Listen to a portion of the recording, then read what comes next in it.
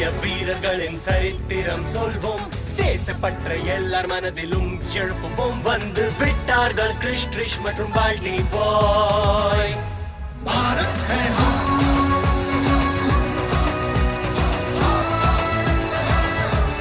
Bharat high hmm. 5 4 3 2 1. It's over, Krish. போதும் கிரிஷ், இந்த சிரஸ் ஆகணும் அதிகம். இப்ப நேரா நில்லு. ஆனா இன்னையோட எக்ஸசைஸ் இன்னும் கம்ப்ளீட் ஆகலையே. அப்புறம் நேத்தியோட கதையும் கூட. எனக்கு கனவுல கூட ராணியும் அவங்க யுத்தம் தான் ஞாபகம் வந்தது. அட டைம் பாஸ் பண்ணுவோம். இந்த ஸ்டோரியும் கேட்போம். Of course. Sanskriti story mode on.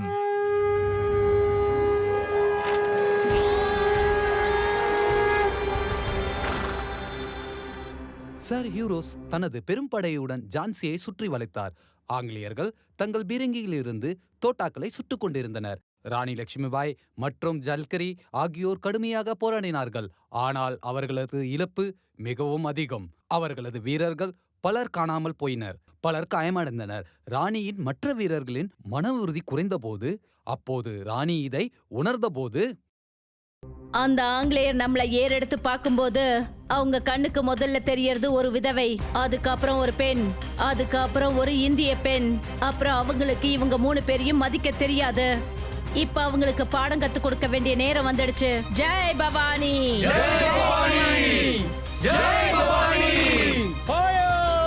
ராணியின் இந்த வார்த்தைகளை கேட்டதும் அவர்களது படை ஒரு புதிய உணர்வுடன் எழுந்தது. ஆங்கில ராணுவம் கோட்டை சுவரை தாக்கத் தொடங்கியது. ராணியின் ராணுவம் மேலே இருந்து சுவற்றில் குறித்த எண்ணெயை ஊற்றியது. ராணி தன் கோட்டையை தனியாக பிடித்துக் கொள்வதில் இவ்வளவு வெற்றி பெறுவாள் என்று பிரிட்டிஷார் ராணுவம் அறிந்திருக்கவில்லை. அது மட்டுமல்ல, ராணி முன்கூட்டியே ஆயுதங்களை சேகரித்தார். போர் பல நாட்களாக இரவும் பகலமாக தொடர்ந்தது. ஆனால் ராணி தைரியமாக போராடினார் மற்றும் ஆங்கிலேயர்கள் தங்கள் போரில் தோற்றனர். சார், அநேகமா ராணி நம்மள தாக்குறதுக்கான ஏற்பாடுகளை ரொம்ப நாளா செஞ்சிட்டு இருக்காங்க போல இருக்கு. அதனால போரே இலக்கால இவங்க எந்த கிரைனையும் வெஜிடபிள்ஸையும் பயிரிடல. ஆல்ரெடி 5 நாள் ஆயிடுச்சு. நம்மளுடைய சோல்ஜர்ஸ் இதுக்கு மேல பசியோட சண்டை போட முடியாது. அதுவும் ஒரு இந்தியர் கிட்ட, எஸ்பெஷலி ஒரு பொம்பளை கிட்டியா இந்த தோல்வியை ஒத்துக்க முடியாது. ராணி அங்க வருத்தத்தில் இருந்தாலும் சர் ஹியூ ரோஸும் இந்த எதிர் தாக்குதல்ல திகைச்சு போயிட்டாரு. ஆனா அவங்க கிட்ட துப்பாக்கிகளுக்கும் குறையில்ல, பீரங்கிகளுக்கும் குறையில்ல. ராணியால இந்த கோட்டையை தனியால ரொம்ப நாளைக்கு பாதுகாக்க முடியாதுன்னு தெரிஞ்சுது. அப்பதான் இன்னொரு பக்கம் தாத்தியா தோப்பே தன்னோட படைகளோட சர் ஹியூ ரோஸ் மேல தாக்குதல் நடத்தினார். இந்த தாத்தியா டோப்பே மூக்கு மேல கைய வைக்கிற மாதிரி பண்ணிட்டாரு. ஒரு தகவல் கிடைச்சிருக்கு, நம்மளோட ஆர்மிக்கு உதவி தேவைப்படுதாம். பாதி ஆட்கள் தாந்தியா தோப்பை பின்னாடி போங்க, மீதி ஆட்கள் இங்கே இருந்து கோட்டையோட சுவரை உடைங்க. ஒரு முறை நம்ம கோட்டைக்குள்ள நுழைஞ்சிட்டோம்னா அப்புறம் நீங்களும் தாமோதரனும் தப்பிக்கிறது முடியாத காரியமாயிடும். அவரை சில வீரர்களோட பாதாள சவாரி செஞ்சு கூட்டிட்டு போயிடுங்க ராணி. என்னோட உருவ அமைப்பு உங்களை மாதிரியே இருக்கிறதுனால கொஞ்ச நேரம் என்னால இவங்களை சந்தேகம் வராம சமாளிக்க முடியும். என்னால அப்படி செய்ய முடியாது. என்னோட மக்களை தனியா விட்டுட்டு என்னால போக முடியாது. சத்ரபதி சிவாஜி மகாராஜாவோட கதையை ஞாபகப்படுத்தி பாருங்க ராணி. சில நேரம் ஒரு சின்ன யுத்தத்துல தோல்வி அடையிறது பெரிய வெற்றி அடையறதுக்கு ரொம்ப உதவியா இருக்கும். ஆமா ராணி, நீங்க இளவரசரை கூட்டிட்டு கால்பி பக்கம் போயிடுங்க. அது வரைக்கும் நாங்க எல்லாத்தையும் பாத்துக்கிறோம். கடைசியாக ஜான்சியின் கோட்டையின் சுவரை உடைப்பதில் ஆங்கிலேய பீரங்கிகள் வெற்றி பெற்றன. அது ராணி அந்த பக்கம் போறாங்க, அவங்கள புடிங்க.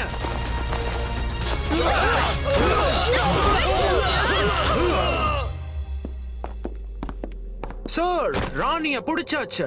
கடைசியில நீ ஏன் முன்னாடி மண்டியிட வேண்டியதா போயிடுச்சு பாத்தியா? இவங்க லட்சுமி பாய் கிடையவே கிடையாது.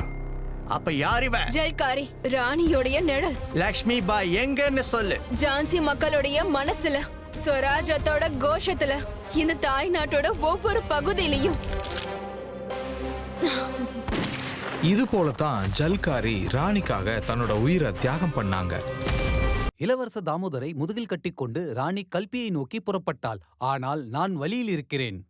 ஒவ்வொரு பீரங்கி வெடி சத்தத்திலையும் ராணியோட மனசு சுக்கு நூறா உடைஞ்சது. இப்போ அவங்க கால்பி போய் சேர்ந்தே ஆகணும்.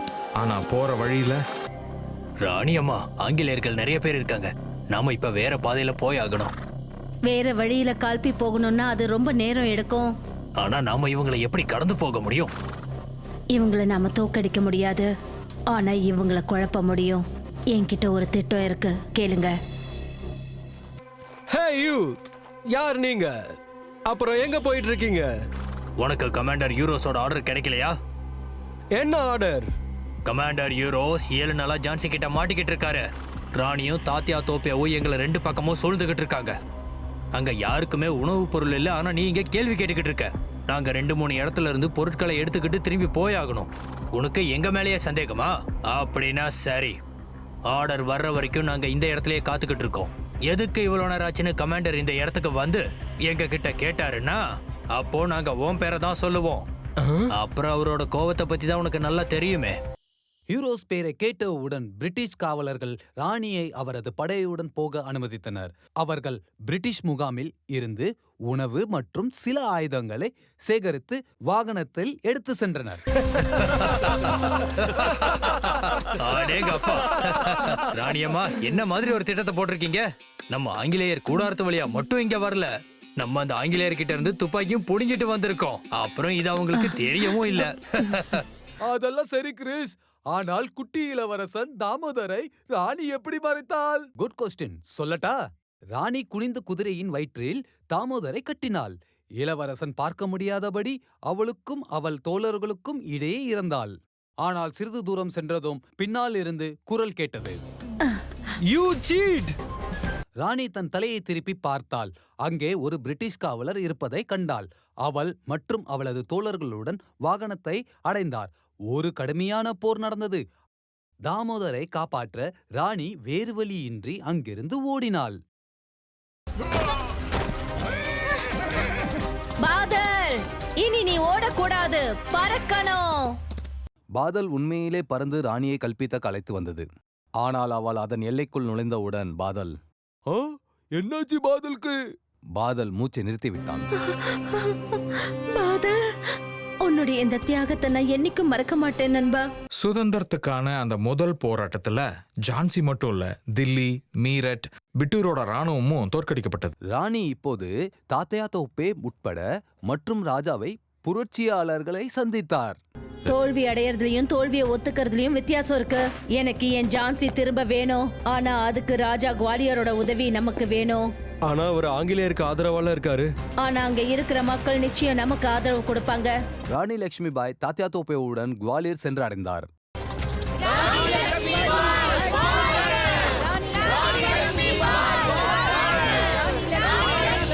அவர்கள் கோட்டைக்குள் சென்றபோது ராஜா நிம்மதியாக தூங்கிக் கொண்டிருந்தார். ராணி தன் வாளால் அவரை தூக்கத்திலிருந்து எழுப்பினார். இந்த நாடே முழிச்சிட்டு இருக்கும் போது ஒரு துரோகியால மட்டும்தான் இப்படி தூங்க முடியும். அப்புறம் உன்ன மாதிரி துரோகிங்களுக்கு என்னோட தாய் நாட்டுல இடமே கிடையாது. மன்னன் பயந்து கொண்டு ஓடிவிட்டான். ராணி சொன்னது உண்மையாக மாறியது. குவாலியர் மக்கள் ராணியை ஆதரித்தார்கள்.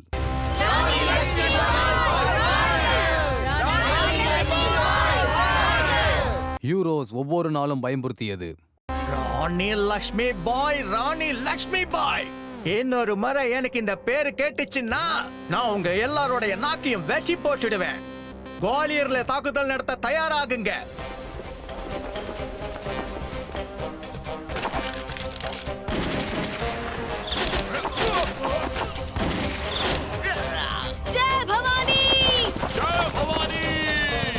பின்னர் ஒரு கடுமையான போர் நடந்தது. ராணி மிகுந்த துணிச்சலுடன் போராடினார்.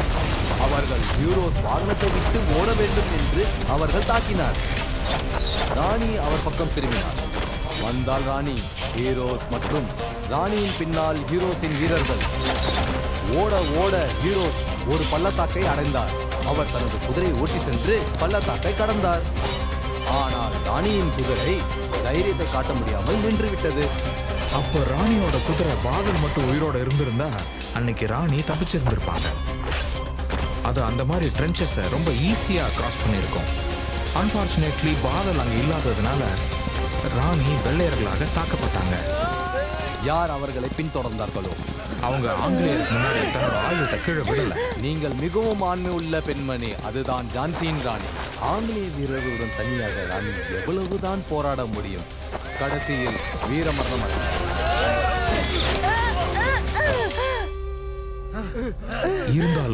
அவங்க ஆங்கிலேயருக்கு முன்னாடி தன்னோட ஆயுதத்தை கீழே விடல. ராணி லக்ஷ்மி பாய் இவ்ளோ தைரியம் உள்ளவங்கல்ல. மக்கள் எப்பவுமே என்ன யோசிப்பாங்கன்னா இந்த ஹீரோஸ் எல்லாம் ரொம்ப வித்தியாசமானவங்கன்னு. ஆனா அப்படி கிடையாது. இவங்கெல்லாம் சாதாரண மக்கள் தான். இவங்க நியாயத்துக்காகவும் சத்தியத்துக்காகவும் கடுமையான சூழ்நிலையை கடந்து வந்தாங்க. ஆங்கிலேயர்களை எதிர்த்து அவங்க போர்ல சண்டை போட்டாங்க, ஜெயிச்சாங்க, தோத்தாங்க. ஆனா மனசளவில் அவங்க தோக்கவே இல்லை. அப்புறம் போர் புரிஞ்சு இறந்து போனாங்க. அதனால தான் அவங்களோட வீரத்தை பத்தி இன்னைக்கும் நம்ம பேசிக்கிட்டு இருக்கோம். இன்னைக்கும் வீரம் மற்றும் தைரியத்தை பத்தி பேசும்போது மக்கள் நிச்சயமா ராணி லக்ஷ்மி பாய பத்தி நினைப்பாங்க. ஜனங்க குவாலியர்ல இருக்க அவங்க சமாதி, அப்புறம் ஜான்சில இருக்க அவங்க கோட்டைய பாக்குறத பாக்கியமா நினைக்கிறாங்க.